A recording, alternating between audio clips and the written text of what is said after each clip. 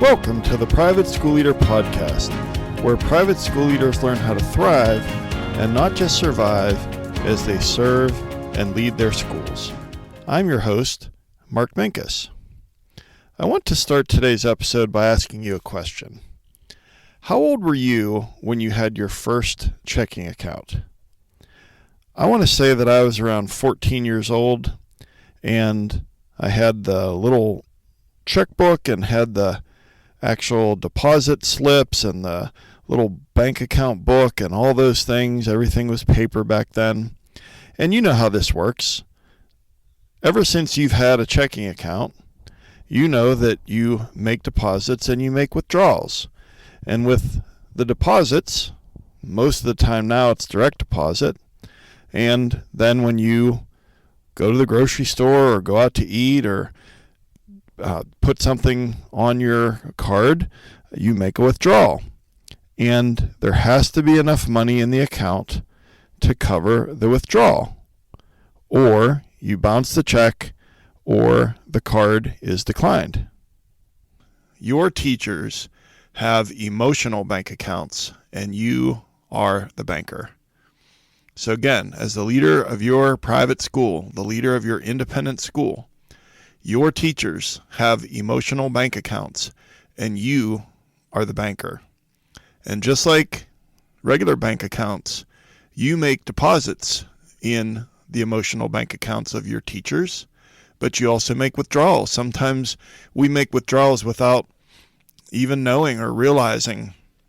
We're just being careless.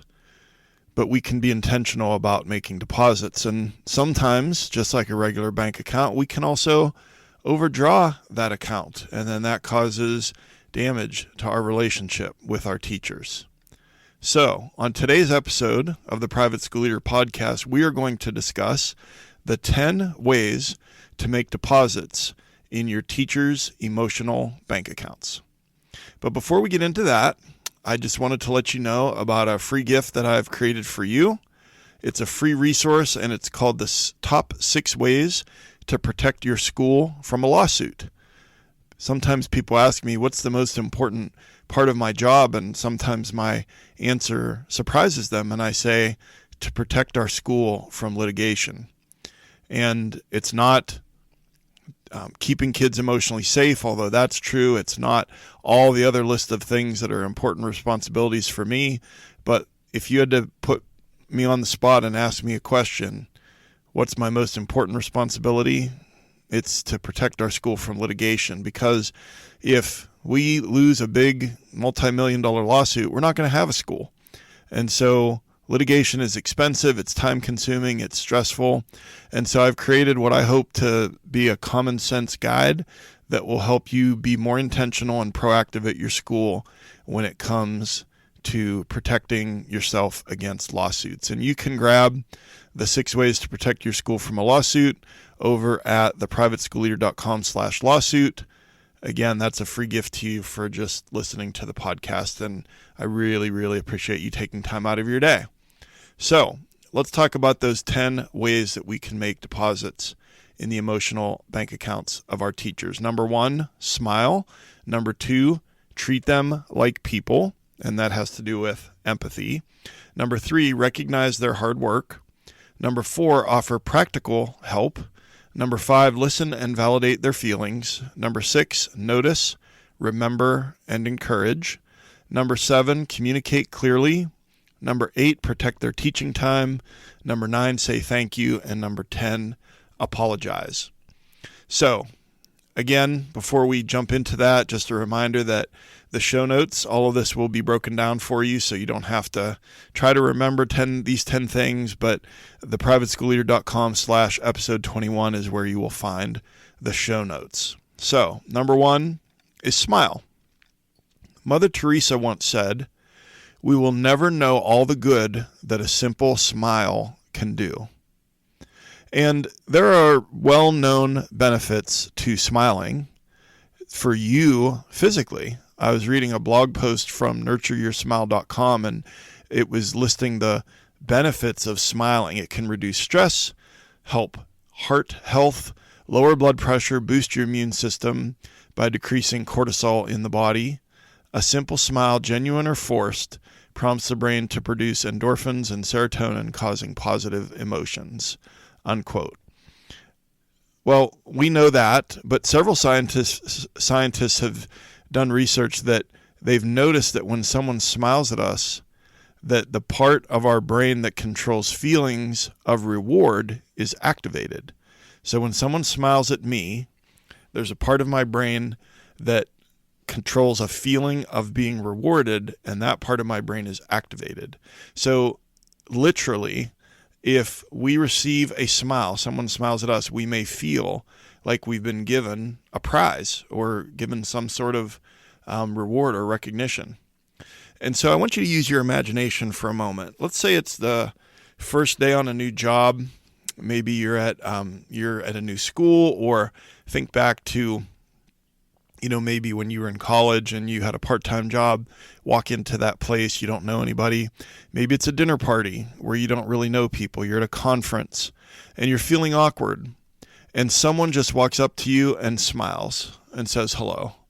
How does that make you feel? Well, it makes you feel welcomed. It puts you at ease, makes you feel like everything's going to be okay. And so a smile is extremely powerful. And I want to say that I think that as private school leaders, that I will put myself in this category, but I think that we probably smile less than we think that we do. I probably smile less than I think I do. And here's the reason.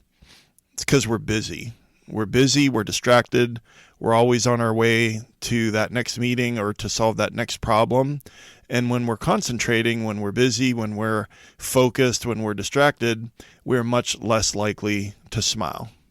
And so one of the ways that we can make a deposit in the emotional bank account of our teachers is to make eye contact and smile, and maybe even say good morning, or say hi, or say how are you, and actually listen for the answer. We all know that when we walk down that yawning is contagious. And just this week, I was walking down the hall, and one of my teachers, I yawned, really big yawn towards the end of the day, and then immediately she yawned. And so I know you've experienced that before too. Well, I also believe that smiling is also contagious. So we need to smile more, but we also need to be intentional about that. And smiling is good for us, but it also sends a really good message to our teachers and makes that little deposit in the emotional bank account. All right, number 2, treat your teachers like people. Now, you might be saying, Mark, that's kind of ridiculous. Of course, they're people. I'm a very empathic person. I treat my teachers well. And I'll just say that sometimes, I'll just speak for myself. Sometimes I forget to treat my teachers like people, and I treat them like employees. But we need to remember that they have feelings and fears and hopes and dreams and stress and elderly parents and sick children and financial problems and health problems. And also they have joy in their life, like a child getting married, or all the different things that we experience as people. Obviously, our teachers experience that too. And you're like, yeah, I know that. But again, go back to what I said in point number 1. We're distracted. We're busy. We're going from one problem to the next. And I find that, and I've actually heard this quote, that empathy is the first casualty of a chaotic day. Empathy is the first casualty of a chaotic day. And so I don't necessarily show as much empathy when I'm really stressed out or really distracted. And so I would say, and I've mentioned this in a previous podcast, that something that helps me is to try to put on these magic goggles where I can see through that person's eyes. What are they going through? What's their day like? And to just really show respect for that person and to show that empathy. And one of the authors and leadership experts that I really like a lot of his books, his name is John Maxwell. in one of his books, he talks about putting a 10 on everyone's head in the organization. And what he means by that is that he visualizes that every individual, whether it's the CEO or a bus driver or the custodian or an aide or a TSS or whoever it might be in the organization, wherever they are on the flow chart, that he puts a 10 on everyone's head. And he tries to treat everybody the same, that they're worthy and that they're valuable and that they're worth listening to and worth noticing and worth treating with empathy and with love and with respect. And so I just challenge myself and I challenge everyone listening that we treat everyone, treat all of our teachers, all of our staff members, treat them like our biggest donor, our most valued veteran teacher, treat them like they're a celebrity, treat them like they're a rock star. And you might say, oh yeah, we do that and then, they're not going to do their job. They're going to think, listen, we do emotional work. It's been really, really difficult, especially over the last few years. And I'm not saying that we don't hold people accountable. I'm just saying that we need to be intentional. I need to be intentional about treating teachers like people. All right, on to number 3. Number 3 is recognize their hard work. And remember, what we're talking about is making deposits in their emotional bank accounts. So again, it could be, that we're saving up for something, a vacation, something big. And what are we doing? We're making these little deposits here, $20 there, $50 there, $100 out of this paycheck that month, whatever it might be. And all of the little bits of it add up over a period of time. And that's the same mindset that we have to have with our teachers. And so number 1 was smile. Number 2 is treat them like people. And number 3, recognize their hard work. So most school leaders, especially private school leaders, used to be teachers. And I want you to stop and think about when you were in the classroom full time. Most of you listening used to be full-time teachers at some point in your career. And we know that it is really, really hard work and it's frustrating. And so we need to be careful to never have the attitude that, well, quote unquote, that's their job, or quote unquote, well, they get paid to do that. Well, that's true. Our teachers at our school do get a salary. They do get paid. But if we view our teachers through that lens, we are going to see what they do as hard work as just an expectation, and we're not going to acknowledge or recognize that hard work. And so let's start by being more intentional about acknowledging and praising that hard work, and also be specific. Great job is better to hear that than to not hear that at all. But again, if it's specific praise and we say what we appreciate. And so I'll give you a couple of examples. So one example is that at our school, we have a communication expectation in 4th through 8th grade that at the end, when a teacher ends a unit and starts a new unit, that they're going to send an email to the parents. So let's just say it's the 4th grade science teacher, and he's ending a unit and starting a new unit, and he sends out an email about what they just were doing and what they're starting, with a couple of photos, and why it was awesome, and why the kids were great. And so what I'll do is I'll just take that email and I'll reply to it, and I CC, or I don't do this all the time, but I do this some of the time, especially when I notice that it's a really great email.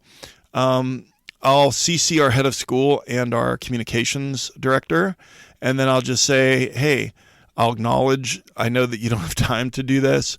I really appreciate you doing it. It was a great email, and I'm sure that our parents love being informed about what's going on in science class, and it looks like the kids are having fun in these photos. And so what did I just say? That was like 3-4 sentences that maybe took me 45 to 60 seconds to do, but I was specifically showing my appreciation for him meeting that communication expectation. So I could have had the attitude of, well, we made it clear that's what he's supposed to do, but, I try to view it through the lens of why I should appreciate and acknowledge and recognize that. And then another example is maybe I saw how you resolved that conflict at recess, and I really appreciate how high you are in your high emotional intelligence, and I really appreciate that. And so when you recognize the hard work of your teachers, you make a deposit in their emotional bank accounts. And so just be specific and say what we appreciate. All right. Number 4. Number 4 is offer practical help. So sometimes that help is listening to the teacher vent about a student or a parent, but the thing that teachers probably need most often is time. And so what I'll do sometimes is I will offer to cover a recess duty when a teacher is struggling to get caught up on grading, or it's the week of the science fair and it's the science teacher, or it's the spring concert and it's the music teacher or the band teacher, for example. Maybe you heard that they were at urgent care until 11 p.m. with their sick child, and you offer to cover morning homeroom and have that teacher come in 30 minutes late. And it doesn't always have to be you that's covering the recess or covering the morning homeroom. There are other teachers that can pitch in here and there, as long as you're not taking advantage and you're just, rotating who you ask. But here and there, it can be rare. But it means in my opinion, in my experience, it will have a disproportionately positive impact. So that 25 or 30 minutes that you covered at recess duty, or that 30-minute coming in late because of the sick child at urgent care, that's a deposit that is something that the teacher really remembers. So we're talking about the 10 ways to make deposits in your teacher's emotional bank accounts. Number 1, smile. Number 2, treat them like people. Number 3, recognize their hard work. Number 4, offer practical help. And number 5 is listen and validate their feelings. So I said listen and validate their feelings. I want you to pay attention to what I did not say. I did not say listen and then solve all of their problems. I did not say listen and agree with every word that they said.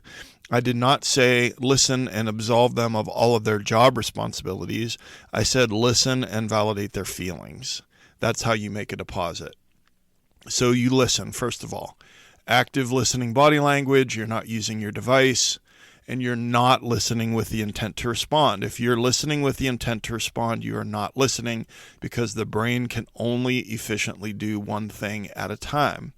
And then you're going to validate their feelings. And you could say something like, I'm so sorry that you're going through this. Or you could say, I'm sure that you felt disrespected when that parent said that to you. Or you could say, that sounds exhausting. Or you could say, that really sucks. So you're validating their feelings. Now, again, you're not necessarily agreeing with everything. You're not here to let them off the hook from something that they need to do. Maybe they need to have a conversation with that parent, but you're listening and you're validating their feelings. And then one more thing on this point is resist the temptation to let the advice monster come out of its cage. And the advice monster is that thing that's in us, many of us as school leaders, where we hear something, and because we solve problems all day long, that immediately we want to give advice on how to solve the problem. And my wife taught me this, and I now say when she's talking to me about something or venting or sharing a problem, is I'll say, well, do you want me to just listen, or do you want some advice? Or do you want me to just listen, or do you want some help with this problem? And I recently read some research that said that 90% of people, when they are upset, just want to feel heard and have their feelings validated. So that might be high when it comes to our independent school parents, but I don't think it's that high. People want to be heard. They want to have their feelings validated. So you make a deposit in a teacher's emotional bank account when you listen and validate their feelings. Okay, on to number 6. Notice, remember, and encourage. So first of all, what are we noticing? Well, I'm a big believer in noticing body language. And I try to physically see every one of my teachers every day. Now, I didn't say that I talk to or have a conversation with every one of my teachers every day, but between arrival and we have a prayer service at our school every morning. between lunch, recess, class changes.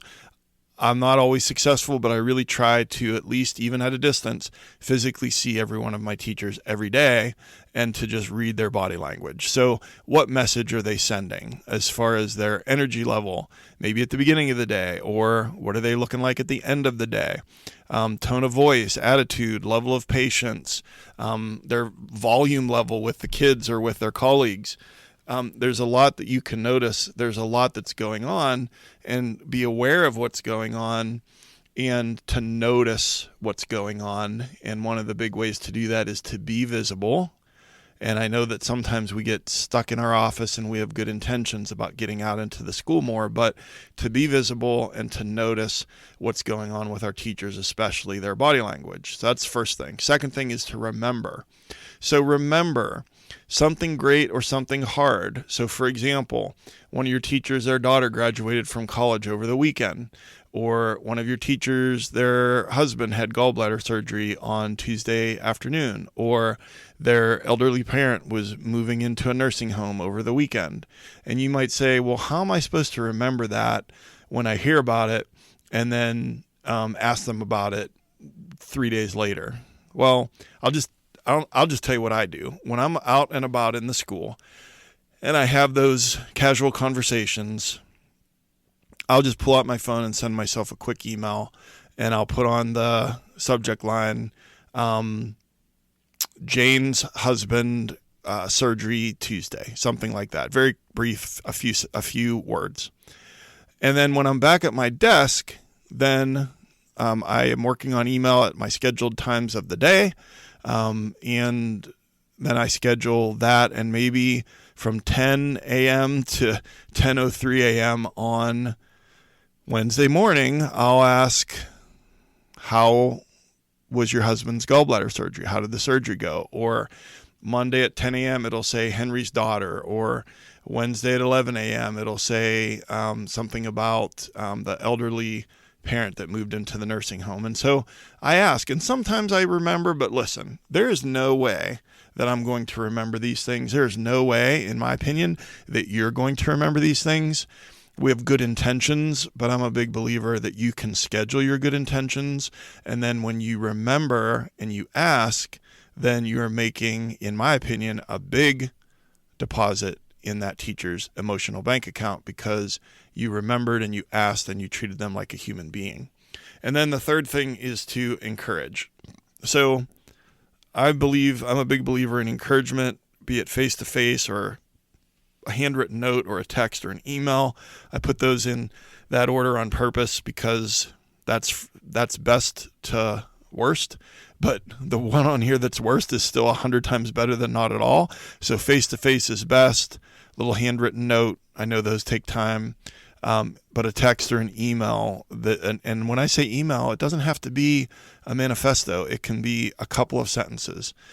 And so again, you're at your desk and that thing pops up on your screen that says on Monday morning, ask Maria about her mom. You don't have to go and leave your office and find Maria and pull her out of class and ask her how it went. You can shoot her a text, or you can ask, or you can send an email with a couple of sentences.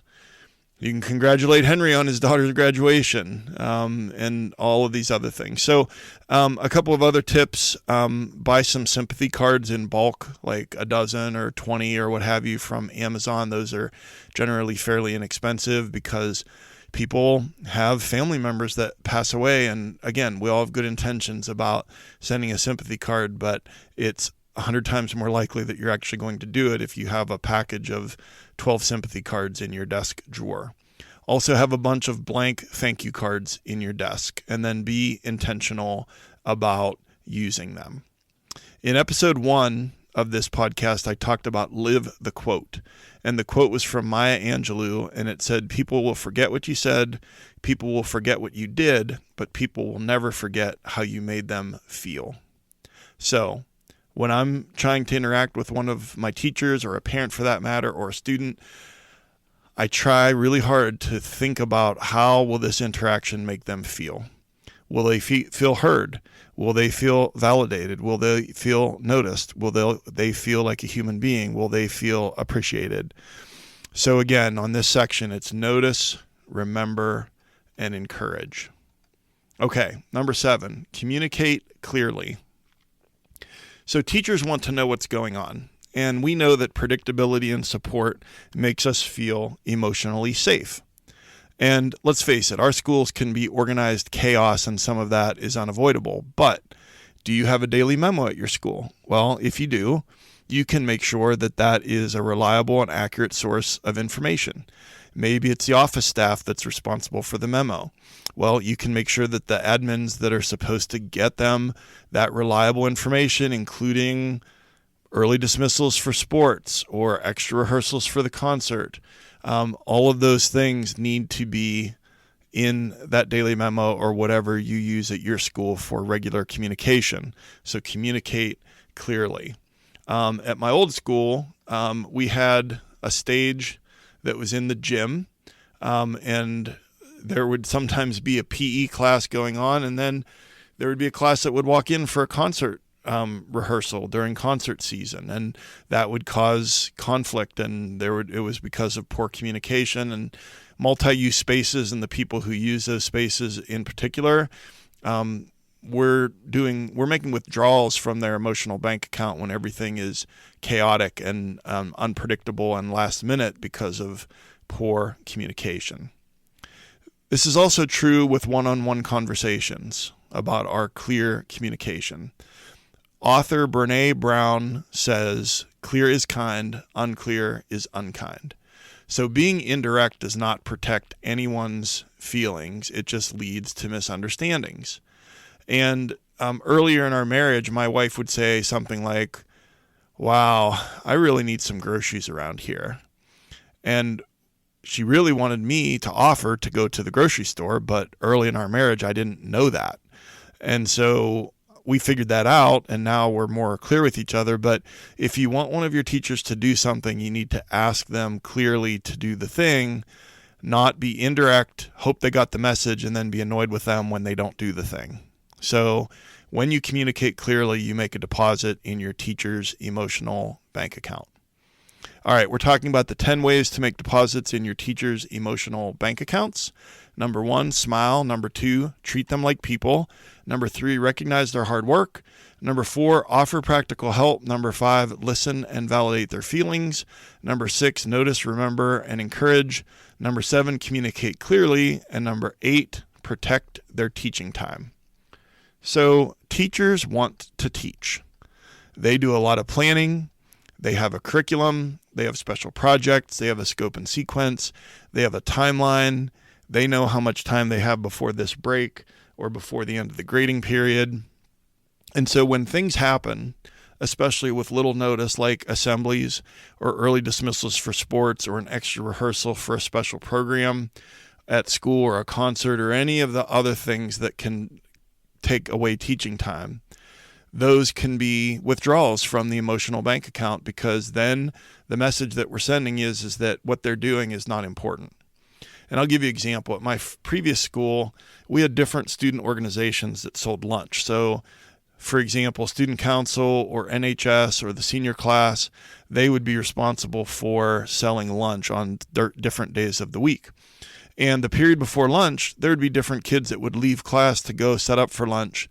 And the organizational leaders, but I have to take extreme ownership and take responsibility for that, we did a lousy job of communicating to the teachers, well, which day was which and which kids were responsible this week. And kids would just get up and they'd be like, "Oh, well, I got to go do whatever. I got to go stir the nacho cheese," or whatever it was. And this was very discouraging and annoying for the teachers. And we just weren't communicating clearly and we're not protecting their teaching time. So to try to lessen the impact of these things, give lots of notice. Try to rotate the impact when possible, meaning that if this class is getting dinged by this rehearsal or by this assembly, then you just intentionally make sure that the next time that it happens, that it doesn't ding that same class again. And then try to give time back when possible, especially when you're coming up on the end of a grading period. Teachers want to teach, and when you protect their teaching time, you make deposits in their emotional bank accounts. Okay, number 9, say thank you. So how often do you say thank you to your teachers? Now, I would probably answer, well, all the time. I'm always thanking my teachers. But I really wonder if my teachers would say that. I wonder how my teachers would answer that question. And I wonder how your teachers would answer that question. And in episode 13 of this podcast, it was called How Gratitude Can Make You a Happier and More Effective Leader. There was a statistic that I shared that 80% of people say they will work harder for a grateful boss. So we need to be more intentional about showing gratitude. And I think, again, we have good intentions, but we probably overestimate how often we show appreciation and show gratitude for our teachers. It sounds so simple, but it doesn't just happen. It's not something that is just magically part of what we do. We have to be intentional and be specific and be sincere. We have to be intentional, be specific, and be sincere. And when we show gratitude, we make deposits in our teachers' emotional bank accounts. And then number 10, apologize. So during the first probably at least 10, probably more like 15 years of my career, I really got this wrong. I let my ego get in the way. I thought it was a show of weakness to apologize. I would get defensive easily and rarely apologize, and that was just stupid. My teachers knew that I was wrong. My teachers knew when I messed up or if I had broken a promise or forgotten to do something. And so I started owning my mistakes, and I started to apologize sincerely and then just promise to try to make it better. And then I would work hard to try to make it better. So number 10, we make a deposit in our teachers' emotional bank accounts that if we mess up, that we own it and we apologize and then just try to make it better. So those are the 10 on the list. But I just want to flip it around for a moment. We're talking all about deposits. Well, let's flip this list around and talk about how do you make withdrawals from your teacher's emotional bank accounts? Well, don't smile. Don't treat them like people. Don't recognize their hard work. Don't offer practical help. Don't listen and validate their feelings. Don't notice. Don't remember. Don't encourage. Don't communicate clearly. Don't protect their teaching time. Don't say thank you. Don't apologize. And those are the ways that we will make withdrawals. But that's not what we want to do. We want to do these things and intentionally, our big takeaways for today's episode, just intentionally, I'm just going to run through the list quickly one more time. Number 1, smile. Number 2, treat them like people and show empathy. Number 3, recognize their hard work. Number 4, offer practical help. Number 5, listen and validate their feelings. Number 6, notice, remember, and encourage. Number 7, communicate clearly. Number 8, protect their teaching time. Number 9, say thank you. And number 10, apologize. And I always like to give a call to action near the end of every episode. And my call to action for this week would be to focus on listening and validating the feelings of your teachers rather than immediately trying to give advice or solve the problem. Focus on listening and validating the feelings of your teachers rather than immediately trying to offer advice or solve the problem. So let's wrap it up. I hope you got value from today's episode. This podcast exists to help you thrive and not just survive as you serve the students and teachers at your school. And just another quick reminder that I've created a free resource for you called the Top 6 Ways to Protect Your School from a Lawsuit. And you can get that at theprivateschoolleader.com/lawsuit. This is an 8-page PDF that will help you to keep your staff and students safe and help keep your school out of court. So you can grab that at theprivateschoolleader.com/lawsuit. Be sure to subscribe to the podcast. You can grab the show notes at theprivateschoolleader.com/episode 21. A new episode of the Private School Leader podcast comes out every week, and you can find that on Apple or Spotify or YouTube.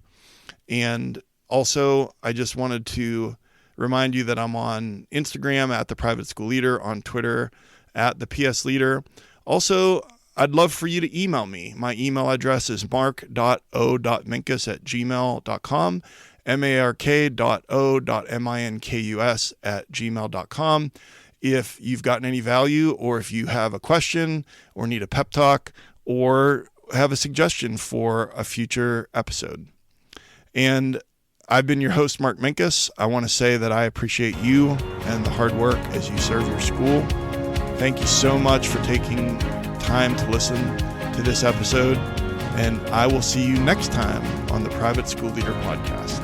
Until then, always remember to serve first, lead second, and make a difference.